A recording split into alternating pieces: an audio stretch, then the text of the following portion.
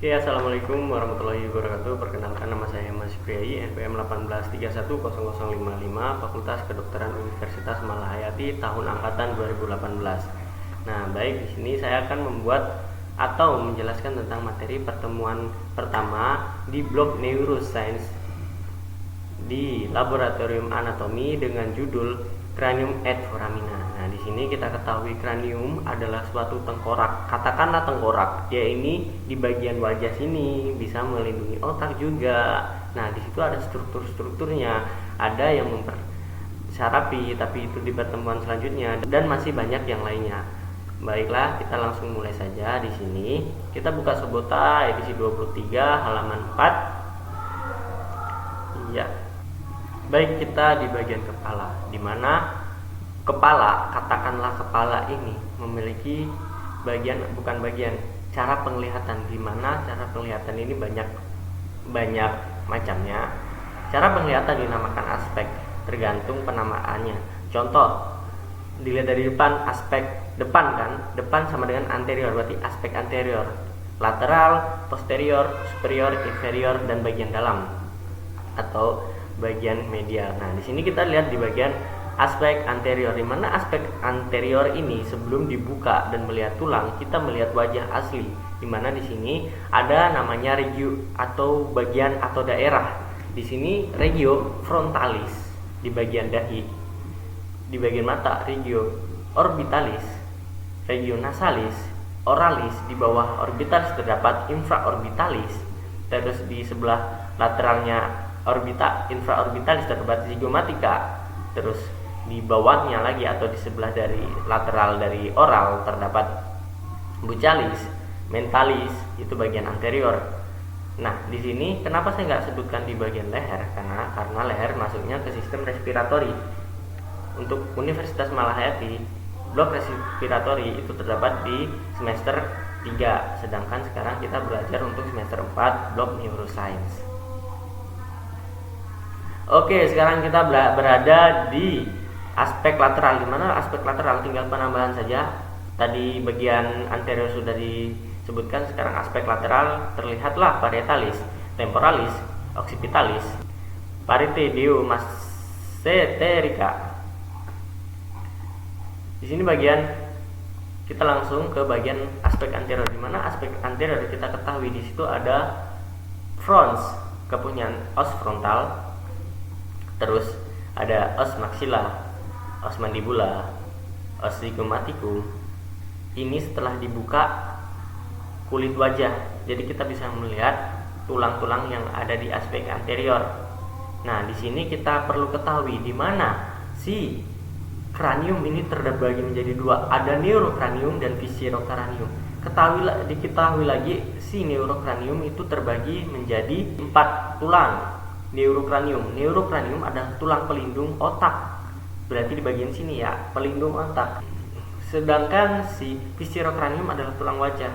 Selain dari neurocranium, berarti itu adalah viscerocranium. Kita jelaskan si neurocranium. Terdapat 6 tulang di neurocranium, 4 single, 2 double, 6. Berarti ada beberapa macamnya. Contohnya di sini ada os frontal yang single ya, os frontal, os sphenoidale, os ethmoidale, dan occipital. Di bagian belakang kita tidak terlihat ya di sini. Nah, di situ yang bagian double atau mempunyai pasangan itu os temporal dan os parietal. Nah, situ. Sini kita mempelajari tentang itu pembagian. Nah, setelah itu yang bagian viscero banyak, ada 14 jumlahnya, kurang lebih 14 ya. Di situ untuk penekanan aja ya. Penekanan di sini untuk os sphenoidale itu bisa viscero, bisa viscerocranium, bisa neurocranium. Udah deh. Nah, di sini kita lihat ada sutura-sutura, di mana ada sutura frontonasalis. Sutura frontonasalis itu memisahkan antara os frontal dengan os nasal. Di sini kita tekankan ada namanya nascent. Kita lihat di sini ada nascent. Nascent ini adalah titik pertemuan antara os frontal dengan os nasal. Setelah itu ada sutura-sutura yang lainnya. Kita ke bagian pewarnaan biar lebih paham. Nah, di sini Dimana di pewarnaan kita lihat lebih memudahkan kita untuk menghafal. Ada os frontal warna ungu segala macamnya. Kalian sebelum kemana-mana kalian harus paham dulu strukturnya. Setelah itu saya kasih penekanan atau sering keluar di lab anatomi, kurang lebih sering keluar, dan masih banyak yang lainnya. Pemisah antara maksila distal sama sinistra dinamakan sutura intermaxillaris. Nah, di sini ada namanya os ethmoidale dalam ya, nggak kelihatan. Nah, di sini ada former.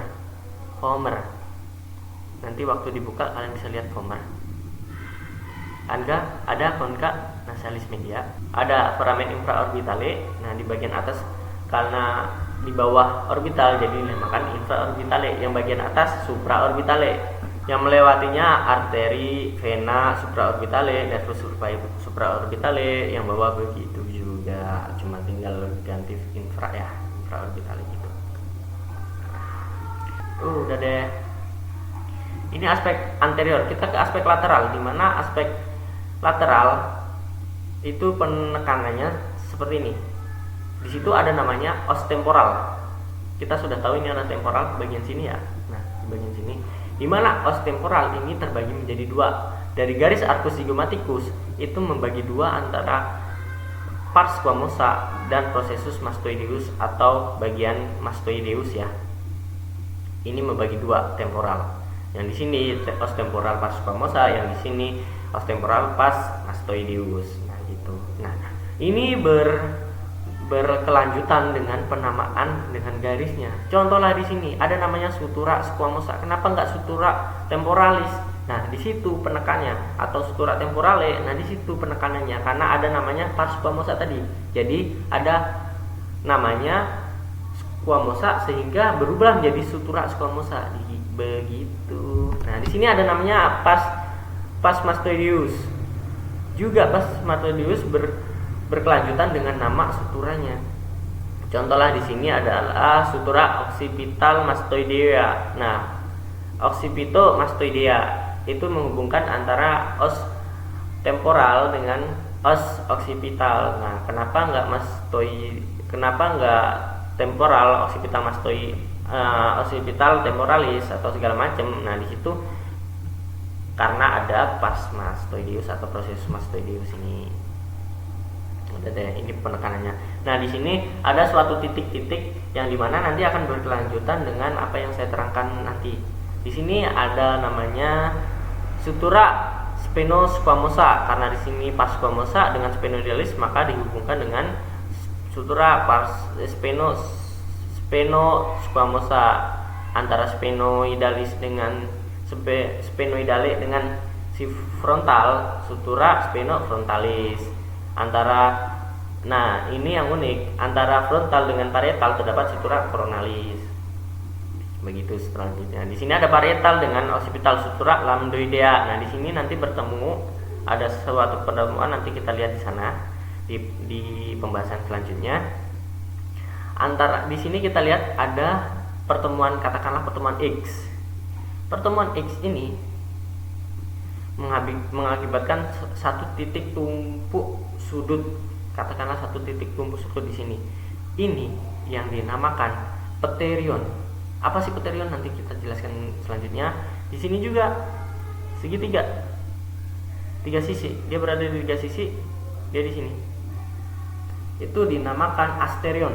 Paham sampai sini? Nah, untuk tambahan ada namanya proses articulus externus. Nanti dia tuh berhubungan dengan nervus vestibulocochlearis. Nanti berhubungan juga dengan parastikum selanjutnya, pertemuan 4.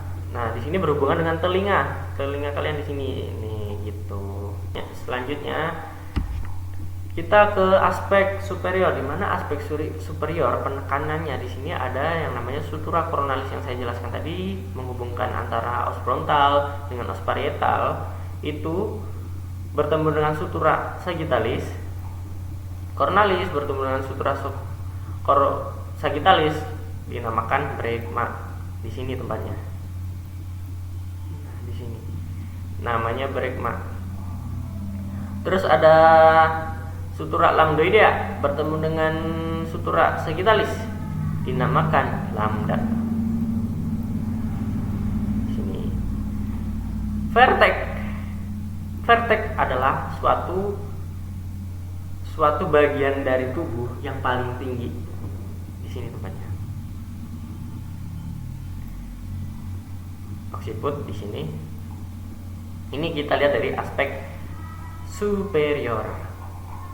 Ke selanjutnya kita lihat dari aspek posterior, di mana aspek posterior sama aja sudah dijelaskan, cuman ada penambahan sedikit di sini, ada namanya tadi lambda ya. Lambda, sutura lambdoidea bertemu dengan sutura sagittalis. Nah, di sini ada namanya inion atau tonjolan dari protuberantia occipitalis externa.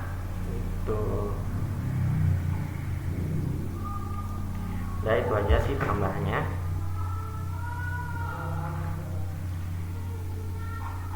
Ini ketika kita memotong di bagian medial. Nah, contohnya ini gimana sih Mas?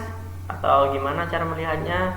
Nah, yang dipotong itu sebelah sinistra. Nah, kita perlu ketahui dextra itu kanan, sinistra itu kiri. Kita perlu ketahui juga pemotongan ini yang dipotong adalah sebagian dari kranium, yaitu bagian sinistra sebelah kiri. Yang dextra kita lihat bagian dalamnya. Tuh, bagian dalamnya ya. Nih, bagian dalam ini dextra, yang sinistranya dicopot gitu. Kita bisa melihat former di sini. Former tadi yang warna merah ya, yang ada di bagian depan. Nah, di sini penekanannya di sini ada namanya sinus spinoidalis dan namanya sella turcica.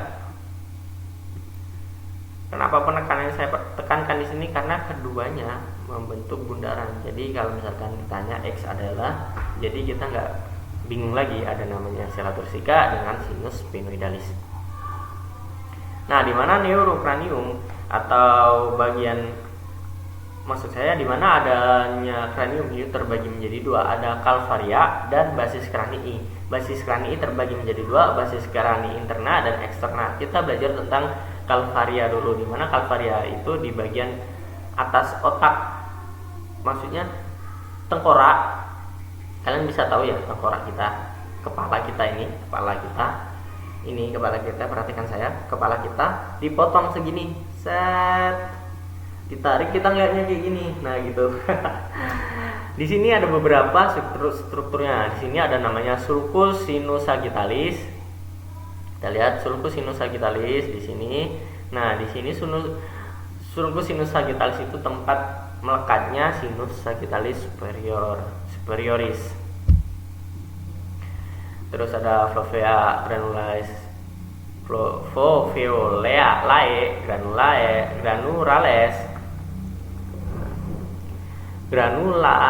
ya benar. Susah penyebutan.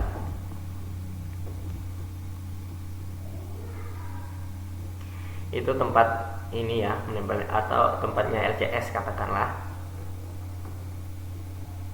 Nah, kita perlu ketahui, di sini memang tidak terlihat, tapi kalian harus paham, ada yang namanya durameter, arachnoid meter, dan diameter. Kalau lebih jelasnya nanti kita belajar tentang histologinya, karena lebih lengkap ya di Sobota, kita nggak melihat di sini. Nah, di situ ada namanya, itu tuh adalah lapisan. Lapisan ini awalnya terbagi menjadi dua, ada namanya pachymening dan leptomening. Di mana pachymening ini adalah durameter, leptomening adalah arachnoid meter dan diameter. Durameter dengan arachnoid meter berdekatan. Arachnoid meter dengan diameter itu agak renggang dan dibatasi oleh subrongga, katakan rongga yang dinamakan subarachnoid. Nah, di sini itu tuh lapisan paling luar itu, atau lapisan paling luar itu dinamakan lapisan suprafisial ya. Nah, dari suprafunda ke suprafisial yang paling bawah dulu ke bagian atas ya, dinamakan diameter, terus arachnoid meter dengan durameter. Di sini yang kita bahas tadi, diameter dan arachnoid meter dikasih space atau rongga, itu dinamakan subarachnoid. Nah, itu keluarnya LCS.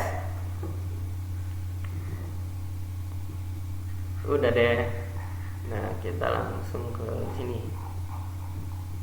Di sini ada namanya crista galli, di mana crista galli ini tempat menempelnya falx cerebri, FALX cerebri. Sini tepatnya. Oke, di sini yang saya bahas tadi ada namanya sella turcica. Di mana sella turcica ini ada pelindungnya. Pelindungnya yang namanya processus clinoideus posterior dan processus clinoideus anterior. Iya. Nah, di sini ada pembentuknya. Ada namanya dorsum cellae, tuberculum cellae, dan fossa hypophysalis. Nah, pertanyaannya apa sih kegunaan si sella turcica? Sella turcica gunanya adalah tempat si hipofisis. Nah, makanya di sini ada namanya fossa hypophysalis gitu. Untuk pertanyaan-pertanyaan seperti ini biasanya yaitu bagian posterior dari sella turcica kita bisa jawab clivus gitu. Bagian anteriornya kita bisa jawab katakanlah crista gallii atau lamina foramina fibrosa gitu. Oh iya, sebelumnya saya tadi belum terangkan ya. Yang ini tadi namanya calvaria. Nanti oke, kita ini bagian ini calvaria.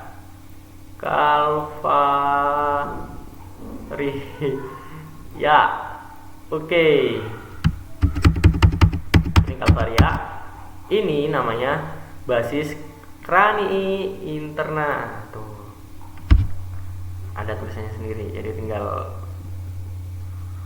tandain aja. Gimana sih cara ngeliatnya ini? Kita bisa lihat contohnya. Kita lihat dari aspek superior, di mana aspek superior tadi kita lihat ada namanya vertex ya di sini. Vertex bagian sumbu tubuh, katakanlah bagian tubuh yang paling tinggi. Kita bisa lihat di situ bagian superior. Nah, itu dipotong kayak gini. Ini diangkat, kita lihatnya kayak gini. Makanya itu namanya basis cranii interna. Ini bagian basis cranii interna. Udah dari situ. Ada foramennya. Foramen ovale, spinosum.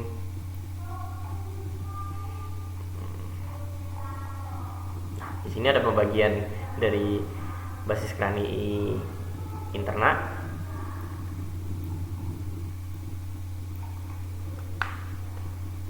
Ada fossa cranii anterior, media, posterior.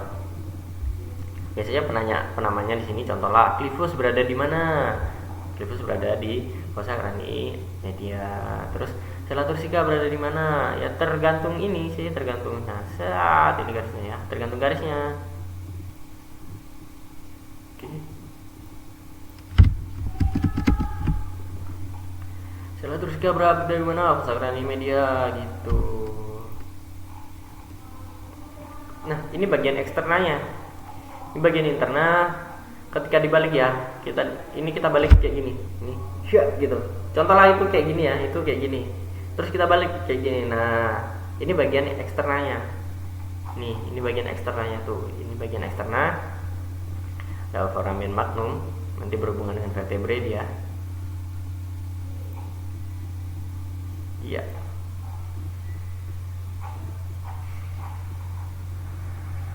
Oke, kita belajar tentang foramen. Dimana foramen ini itu nanti inti dari blok ini, yaitu tentang persarapan.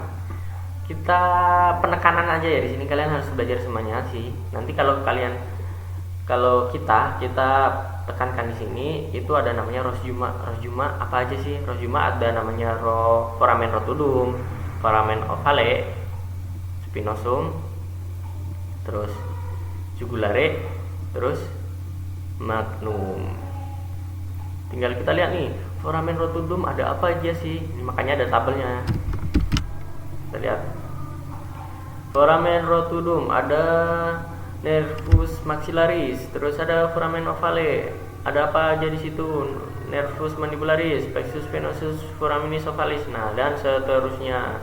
Kalau bisa dihafal semuanya, tapi untuk penekanannya di sini aja ya. Tapi terserah kalian. Oke, untuk selanjutnya kita di sini ke bagian anak-anak bayi-bayi. Ternyata sebelum kita menjadi dewasa ada bagian-bagian yang katakanlah sensitif ketika kita masih kecil. Kalian ingat ubun-ubun di sini? Nah, kita bahas di sini. Sebelumnya kita udah bahas tadi, ada namanya brekma, ada namanya silanda, ada namanya pterion, asterion. Di sini awal mulanya itu disebutkan. Kenapa? Karena itu awalnya berasal dari funticulus. Ada namanya funticulus anterior, ada namanya funticulus posterior, ada namanya funticulus sphenoidalis, ada namanya funticulus mastoideus gitu. Nah, kita lihat di sini ada apa aja sih funticulusnya. Kita lihat dari awal, ada funticulus anterior, di mana funticulus anterior ini ketika kita masih kecil itu namanya ubun-ubun, ketika sudah gede namanya brekma. Ada nasien nggak kelihatan. Ternyata nasien itu pertemuan antara os nasal dengan os frontal itu dulunya belum serapi itu, makanya dinamakan nasien. Sini tidak ada ya. Nah, perlu kita ketahui ketika kita masih kecil, ternyata os frontal kita tuh terbagi menjadi dua, nggak menjadi satu. Kita lihat di gambar pertama tadi pernah menjadi satu, tapi ketika kita masih kecil itu terbagi menjadi dua. Dibagi oleh siapa? Dibagi oleh sutura frontalis. Udah deh. Kita lihat dari aspek lateral. Nah, di sini ada funticulus anterior yang brekma tadi. Di sini ada funticulus posterior berubah menjadi lambda ketika udah gede. Di sini ada funticulus mastoideus ketika udah gede atau berdiferensiasi. Nah, katakanlah berdiferensiasi menjadi mastoideus terus sphenoidalis. Tuh. Nah, kita lihat di bagian superior sama saja, cuman di sini tadi ada namanya vertex. Sagittalis dulunya belum bersatu, ketika udah gede udah bersatu dia. Nah, funticulus itu dinamakan fontanel. Dimana fontanel ini akan tertutup secara sempurna, semuanya secara sempurna pada usia 3 tahun, akhir dari 3 tahun. Kita lihat. Susah ditandain guys. Nah, di sini ada namanya funticulus anterior, itu sekitar penutupannya atau brekma atau ubun-ubun tadi. Tuh, akhir dari 3 tahun ya, 36 bulan. Funticulus posterior atau kita sebut dengan lambda 3 minggu atau 3 bulan. Sphenoidalis itu pterion. Ketika menjadi pterion itu menutupnya menjadi 6 bulan. Funticulus mastoideus jadi 18 bulan. Nah, nanti kalian bisa lihat di sini aspek anterior seperti ini, lateral, superior, inferior, medial susah ya. Bagian ini posterior, inferior, ya seperti itu. Oke, untuk klinisnya kita bisa lihat di materi dari Dr. Rusbir, dokter spesialis saraf, dosen Fakultas Kedokteran Universitas Malahayati. Di materinya yang berjudul trauma capitis, di mana ini kita lihat itu ada fraktur basis krani ini namanya. Nah, di situ ada namanya fraktur bagian anterior, terdapat adanya rhinoria adalah keluarnya RCS dari hidung, terus ada namanya di bagian media itu terdapat LCS-nya keluar dari telinga, terus ada di bagian posterior itu biasanya ada namanya battle sign gitu. Ya, mungkin itu saja dari saya, lebih dan kurangnya maaf. Pada Allah saya mohon ampun. Billahi taufiq wal hidayah. Wassalamualaikum warahmatullahi wabarakatuh.